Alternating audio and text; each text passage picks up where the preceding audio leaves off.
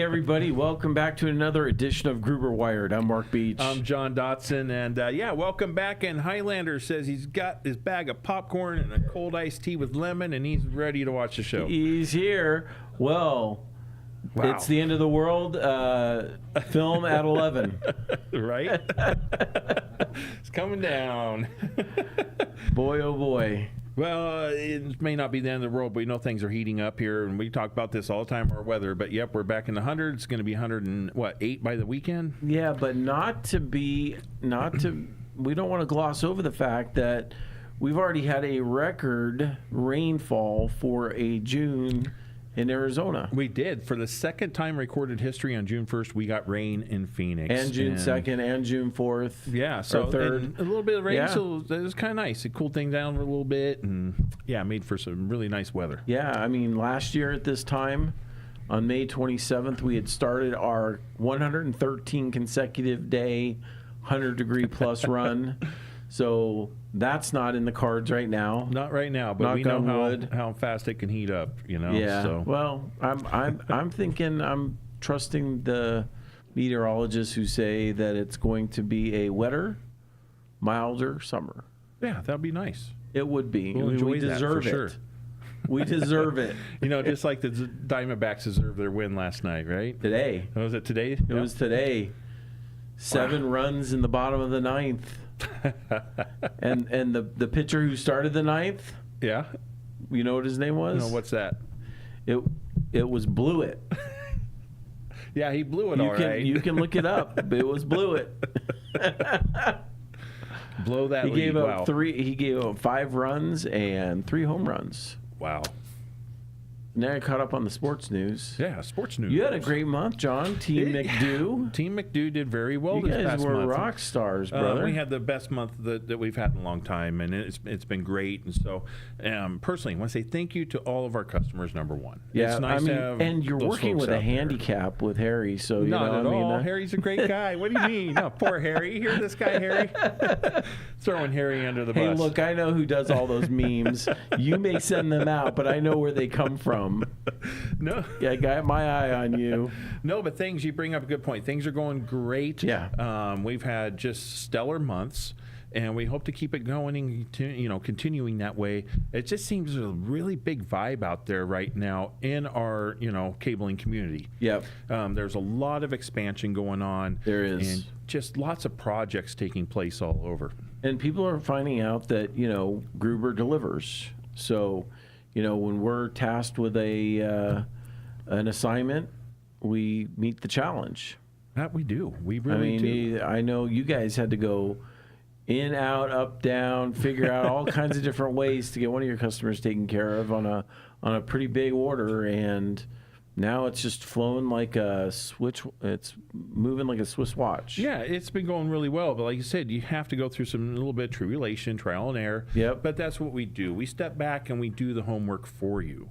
And I can't stress that enough. And that's really the fun part, I find, of doing this type of work in this community, having this type of career. Right. Is that we really get to dive into some projects and learn along the road. We do, and we're learning all the time. I mean, many episodes ago, I'm sure Highlander will remember when we were talking about plastic optical fiber, and who knew? But it's been around for a long time. Just people are using it, and then this week I learned about so we deal with aerial fiber, and basically what that is it's like steel at the very top, and then that's in its own little thing, and then attached to it is where the fiber goes. So you can string the steel up, and there's no tension on the fiber. Yeah, nice. Yeah. Right? Well, those start at 6 strands, right? I mean, that's how aerial fiber is. It's, that they don't make 1 strand aerial fiber. But I had a guy ask me, well, I need 1 strand aerial fiber. Sure. So once we started digging in and I started looking at the specs and everything, it turns out they use tonable fiber for 1 fiber aerial drops. And what tonable fiber is just like it sounds. When people are burying fiber, they put a again, above the fiber, like a little tube attached to it that has a copper strand in it, so that when people are digging, they can run a metal detector over and sense where the fiber is. Kind of like using a blue stake when you call, then they come out and blue stake your yard. So it actually, you can, determine where that line's at so that you don't disturb it. Exactly. So these people are using tonable fiber to do one fiber aerial drops because it's got the metal strength member in it. Okay. And so it reduces the tension on the fiber itself. Wow. I will say this: if you're thinking about doing aerial fiber and an aerial drop like that, think and plan ahead, because in my scenario, what I would do is use the 6 strand if you only need one.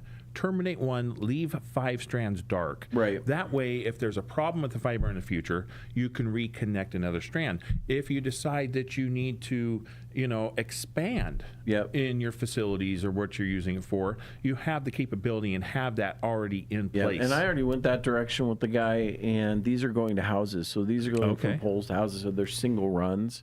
And they just, it's 6 fiber is more expensive. Sure. And so they didn't want to spend too much. They'd rather have to come back out, I guess, and do that. But it was kind of interesting. It was really, at the end of the day, I learned that they've been thinking outside the box for a while on this. You know? But it took them, actually, because people throw out a problem, but they don't necessarily give you all the information. Correct. Yeah. So you have to probe. If any of you salespeople are, watching, what they give you in an email or what they tell you in a conversation is usually not the whole picture, and you have to ask probing questions. Otherwise, you don't necessarily get to the solution that you're needing to get to. So once we got to that, I'm like, what are you using now? Because at first I floated the idea of the 6, and he originally was saying 2 fiber. And I floated the idea of the 6 with 4 dark, and he was like, well, no, we were using 1 fiber. I'm like, okay, what are you using that's meeting that need? And then we got to the end, and I'm like, oh, that's pretty elegant. That's an elegant solution. Sure. Yeah. So we got Pete saying we solve problems. Yes, we do. That's what we're here to do, right? Yeah, absolutely. We got Highlander commenting up there once again. That's so good to know. Yeah, there's a lot of toll-free number that we can call it Misc dig, so you don't hit power lines or gas lines, because that's bad when you do that, right? And then Highlander also says, I'm just starting to see the beginnings of slow transition to plastic fiber for communication device and factory-type control panels. Are you guys seeing any of this? We've touched a little bit of basis on it, not a whole lot, so we're just starting to kind of just crack that floor, right? Right. Well, plastic fiber is really, it's optical fiber, and it's more like light pulse-based, and it can't handle, like, multiplexing. So we do see a lot of expansion in the higher end of the fiber scale, the OM4. We've been getting some calls now for OM5, and we feel like that's progressing. The optical fiber, I've sold some, but that was like to a guy who was fixing a lightning detection station for a weather service in a particular town. And this plastic optical fiber ran from the board detecting it up to the pole where it was actually seeing the lightning, so that's what the application was. It wasn't actual, complicated data that was going through the plastic. Sure. Now they do, Highlander, use plastic optical fiber in some aerospace applications. I can see that. Because it's not brittle like glass can be. It's not going to break. Yeah, and especially if you're, I would say, traveling in a vehicle that's breaking through the atmosphere, I bet it's quite, jolting. Right, for airplanes and that, and it's it has more give to it than glass fiber does. Yeah, well, fiber is the way to go. And one of the things we're talking about today is a couple of different things, but next generation fiber deployment techniques. Yeah. You know, you're just talking about aerial fiber, which is a deployment technique. And what we're seeing now is down in the ground how they're running fiber and what they're doing in that nature. Right. And, you know, we checked out the list because Fiber Connect was this week, June the 1st through the 4th. Fiber Connect 2025. It was in Nashville. Huge event. One of my customers emailed me and said there were 5,000 people that attended Wow. this, and it's it's an annual event, and it's all about fiber.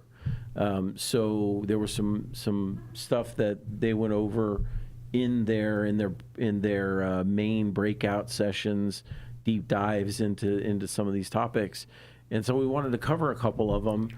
Because we found them interesting, and since people are talking about them now with Fiber Connect, we thought we would just broach some of these topics. Bring it up. I want to start with kind of the trench situation going on here, because they lay communication cabling all over, underground, of course, right. Above, underneath the road systems and so forth.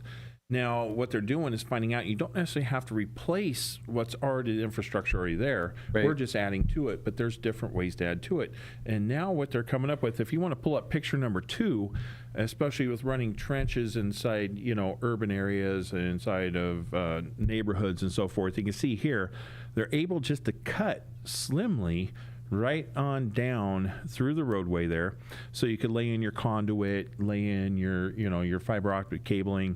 It works for copper cabling as well too. Right, and it's called micro-trenching. Micro-trenching. And the idea behind that is you don't have to tear up the roadway just to run this stuff. There's so much data that can run, in these small fiber cables that you don't need all the.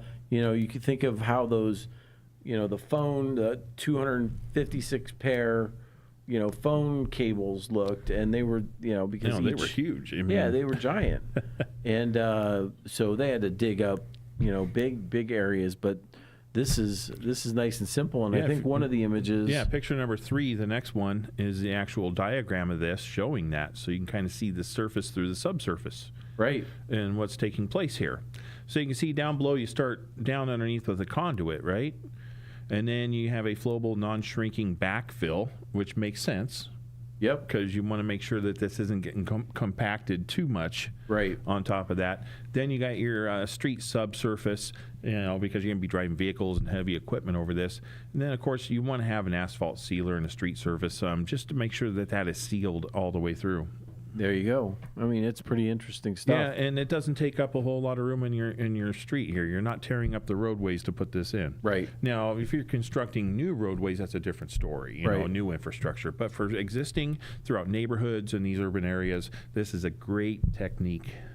Right. Yeah. I mean, I remember I first learned about, the concept of conduiting when I was younger. I was in my early 20s, and we were building a new church, and they were running conduit from like the sound booth down to the TV room, from the TV room out to the back, where we would eventually put like panels for TV trucks to pull up and everything.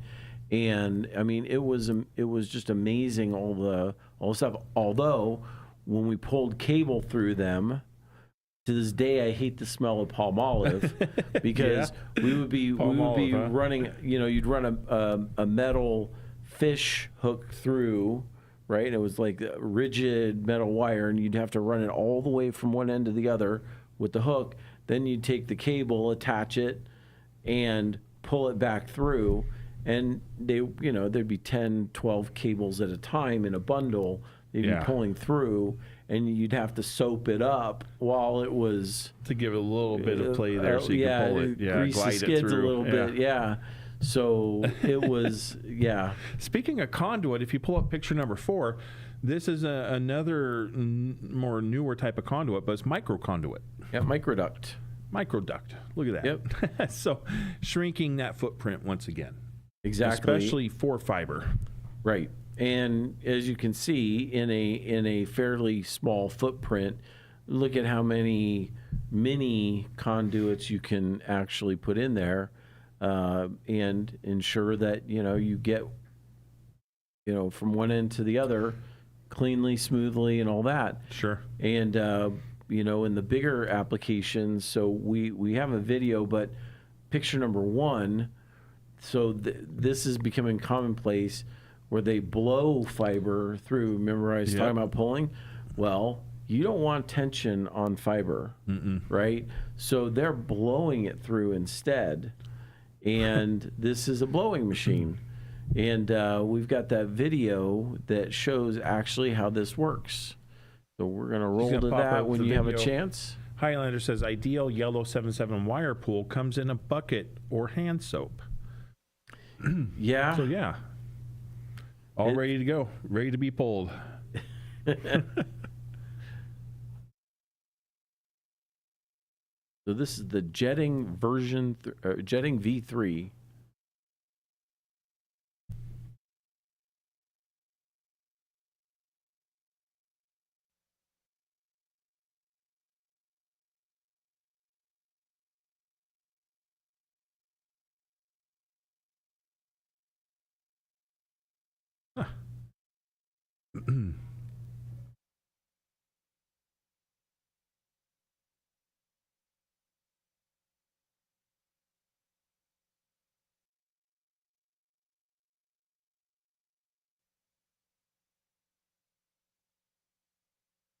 Wow.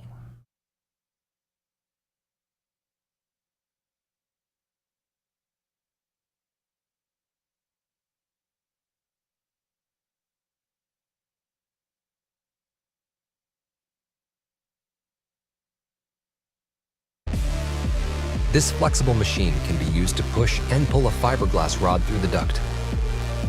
It is used together with the jetting cart, which is mounted in the manhole for stability and safety. The jetting cart can also be used during fiber blowing. During a long and challenging fiber installation, the V3 can be configured with a floating kit, and water is used instead of air. We know for a fact that distances over 10,000 meters are achievable with the V3 and the floating kit. This is a multifunctional machine for a wide range of tasks. For more information, contact your local jetting distributor. Teammates are trying Jetting, to get me to do the moonwalk. dare to do it differently.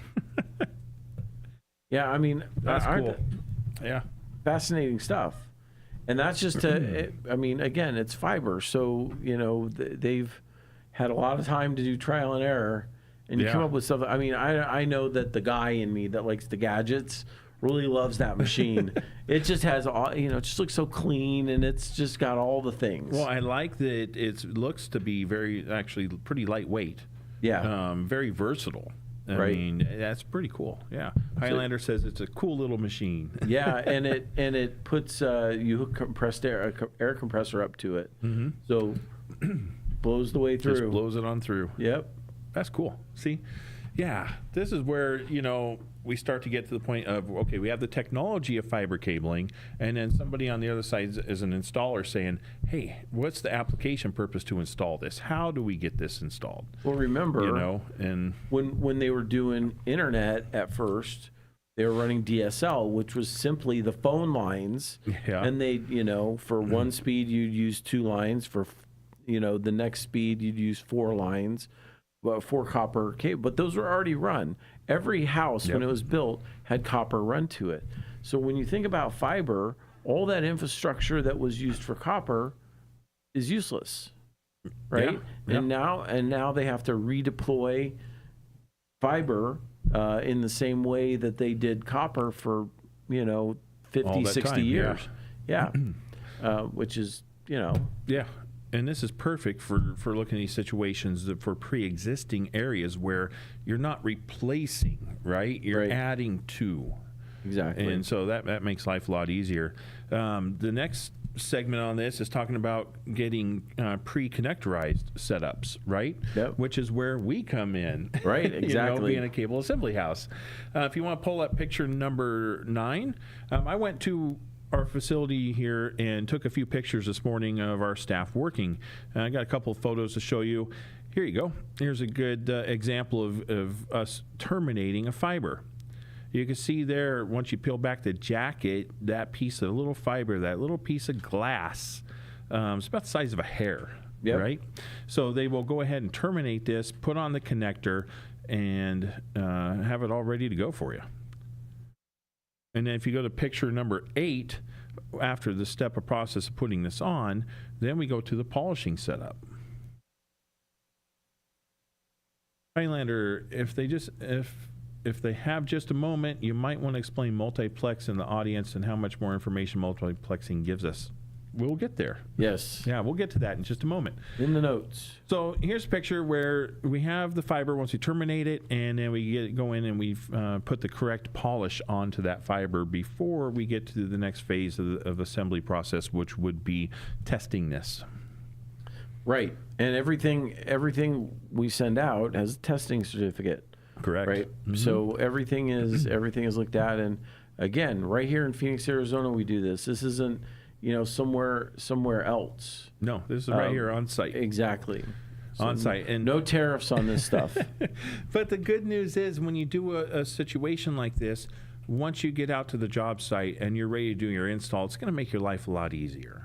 Okay, you already have your pre-terminated fiber ready to go. Right. And if, let's say, we get in a situation where you're doing something that's got multiple strands, right? Like this particular scenario, then you may want to add a pulling eye, and we can do that as well. Right. We do staggered breakouts. We put pulling socks on them or pulling eyes with the TechFlex wrap, so that it's secure and you can pull the whole thing through. The TechFlex is secured to the outer cable. You're just, there's no tension on the internal aspect of the cable at all. The ends don't get hung up. Or anything like that. There's a lot of benefits to this, and I want to go ahead. Here's my sales pitch. You ready? Yeah. Going with pre-terminated fiber and having us build it for you. Okay. Yes, you may spend a little more money, right? But understand to find the value in doing so. Right. You're getting a great quality product. It comes tested. It comes with a lifetime warranty. But here's the kicker to me. Once you get out in the field and you get to your job location and you go ahead and do the install, you save time. Right. Time in turn becomes money, because the more time you save, the more time you have, the more jobs, the more you can be out there doing your job, installing, getting other contracts. Well, you're paying your guy whatever the hourly rate is, to sit there and field splice them. Right, if you're field terminating, so the cost is shifted. It's one or the other. You could do more jobs, or you can spend more time on per job. Yeah. Right.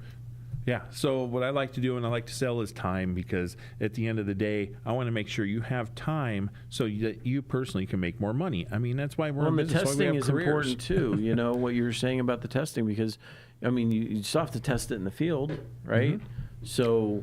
If it's pre-tested and then you have test results, you're good to go. Yeah, exactly. Yep. So yeah, multiplexing. Right. So that's what we flip to, whatever, page 4 or whatever it is, but that's WDM, which is wavelength division multiplexing, which is where different light waves go through the same fiber. So different what is it called? What, light signatures? Wavelengths. Mm-hmm. Yep. So we'd think of red light or purple light or whatever. Everybody knows Blu-ray, know, from back in the day. So essentially, it goes all into one, and then it comes out the other end, and the device that is connected to the end then splits the wavelengths out to be decoded, right? Right. So it's how the data channels go. So that's how you can send more data over one fiber. Yeah, which is nice, because now that we're getting to that technology, having that, guess what? You don't have to replace all your infrastructure. A lot of this is compatible with the current infrastructure that you have. Right. And that's, and the variations between, now OM5 is a different animal altogether. Yeah. But OM4, OM3, cross-compatible, just distance related, right? As far as how far the wavelengths travel Correct. over that material. But again, it's the way to go. Yeah, and sometimes we can't fathom it. I mean, it's hard for me, in my mind, to understand. You're taking a signal and you're punching a bunch of data together and you're sending it out, and all of a sudden pops up, and I can have all the information I want right there in my screen, right in front of me. Yeah. A whole lot of moving parts. There's a lot of moving parts to get there, but Yep. the results are amazing, especially when we start talking multiplexing, because that helps cut down latency. Yep. Helps Cass play smooth Call of Duty. Right, Cass? Very much so. There you go. So what's your favorite video game there, Cass?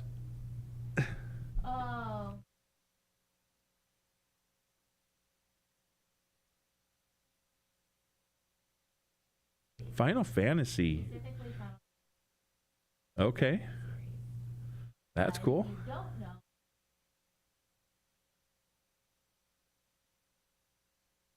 No? the time that they ever align is Final.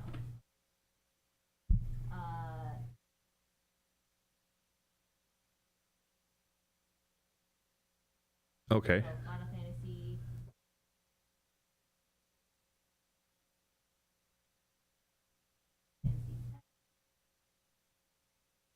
Really? Final Fantasy. Wow. So another.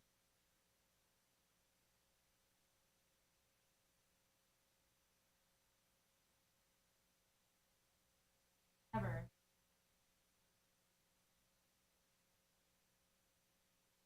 Huh. They made Final Fantasy.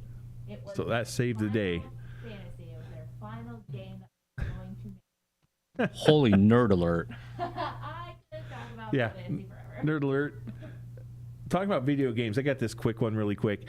J.J. Abrams came out with Star Trek, right? And then he came out with Star Trek, Into Darkness. You remember that, Mark? Yeah. Okay. Did you know that the reason they had so many issues with people understanding Into Darkness was in between those two movies, they made a Star Trek video game which carried the storyline from one movie to the other. Oh. But the video game was horrible and nobody liked it, so it never So there got was no bridge. to play, and it didn't bridge accurately Yeah. between the storylines. So that's your point there, talking about the storyline going on. So there's a lot of applications for those storylines. What do we got there? Yeah, I think that's a power question. Let's see. Well, Pete might be watching, so we can ask him. Here's a question if someone could answer. Verizon upgraded my ONT. The ONT is powered by a normal adapter outlet used to be a battery. Could a UPS keep the internet alive during an outage? A power outage, that is. I believe the answer is yes, but I don't have the education to know. I mean, okay, it would depend where your DMARC is and what the equipment is failed over to in that DMARC. Because you could have power in your house, you could have a Jenny for your whole house. Sure. Right? Yeah. But if where the switch is for your local WAN is down because of the power outage, then no. Right? So, yeah. I mean, there's a lot of legs to your internet connection, and what happens in your house is really only the last part of a bigger story, right? Okay. And what's connected, right? Yeah, right. So, I mean, I've had a battery backups attached to my cable modem, for a while, but internet still doesn't work if Sure. if it's not if the power's out in the neighborhood, like it's one thing. If it's out like in a bigger area and it's hitting a couple of places where your signal needs to go through, probably not. Tell you what, we will get the answer for you. Why don't you do me a favor? Send us an email to wired@gruber.com. And that should be our email address. So wired@gruber.com. Send us an email. We'll get you the correct answer on that. Make sure we're giving you the right information. Assuming that I didn't just do that. It's possible you did. I'll be honest. I haven't worked on the power side, so I don't have as much of integral knowledge in that. Right. So yeah. I can't see the other question there all the LinkedIn, way. the second real Harry. What are video games? Okay, somebody's being funny. What are video games? I was born before they were made. Well, because you were born before they were made doesn't mean that you can't know them now. Right. I think you need to come up with you need to come up with a better question than that one, second real Harry. Is there another question there behind there? I can't tell. There we go. Oh. Highlander, I want to know. She's like, stop it. Highlander, I want to know who this digital IP person is. I've never seen them on the circuit before. Well, we're not sure yet either. We have fans all over the place, Highlander. That's right. Yeah. I have one in my house right now. It keeps me cool. It's my number one fan. You'll always be the first, though. Well, this half hour goes fast. We had so much more information to get to. That's it. I love some of these subjects sometimes and throwing these together. This can be a lot of fun. But please like, subscribe, share, and don't forget our email is wired@gruber.com. If you ever have any questions, feel free to shoot us an email or give us a call. Right, and we're here every Thursday, 3 p.m. Arizona time. We're glad to have you here. Thanks, and have a great week. For now, I'm Mark Beach. I'm John Dotson. Thank you.